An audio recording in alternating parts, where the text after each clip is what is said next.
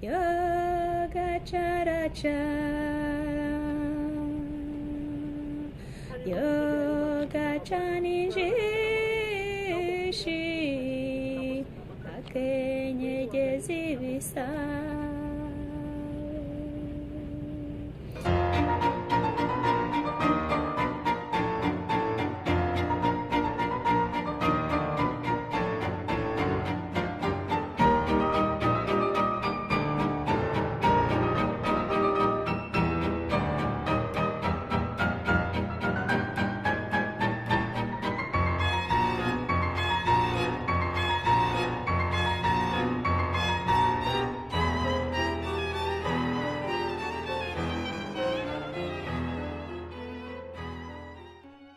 I actually came to Rwanda to tell a story.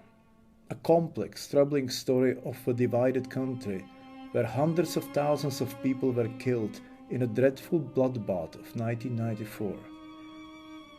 But the story begins earlier, in the 80s and early 90s, when the current president, Paul Kagame, a man trained in and supported by the United States, began attacking Rwanda relentlessly from Ugandan territory. And the story continued after the 1994 genocide. It spilled over into DR Congo, that rich but scarred land. There, one of the most intense killings of modern history has been taking place until now.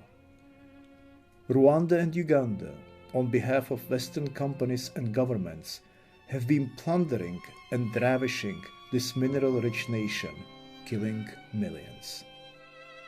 Essential questions kept coming to my mind. Who did what?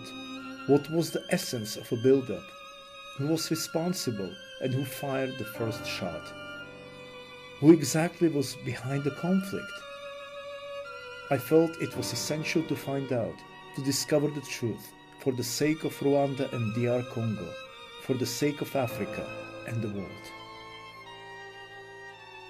And I have a very strong feeling that there have been great pressures by various sections of the Rwandan government and the international community to market a particular version of that history of Rwanda of 1994, and I don't think it's accurate.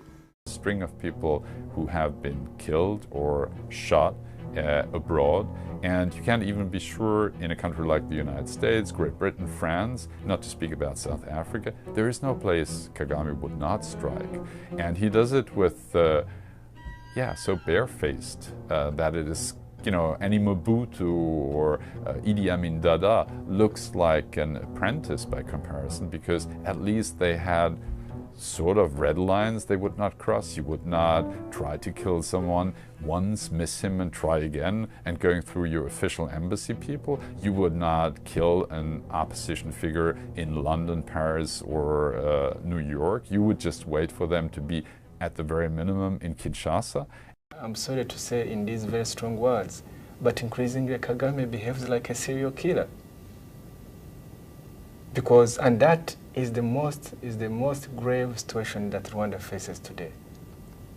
That Kagame believes and feels that it's okay to kill anybody he wants. He kills Hutus, he kills Tutsis. There are all these crimes that are piling up on him. He seems not to care. I think he's reached a point of no return. He says, anyway, if somebody else dies, if one more person dies, what about it? Who do you point the finger at? They're being killed by militias, but behind the militias are multinational corporations and governments, but they're a stage removed.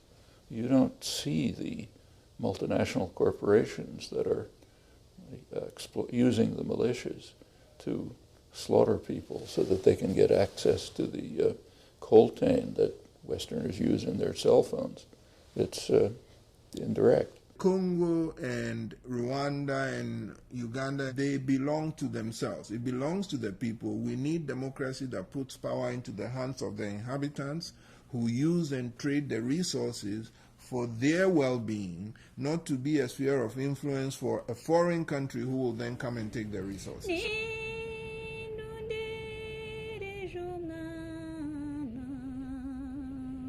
Yoga chara yoga chaninjishi akenyegezi bisa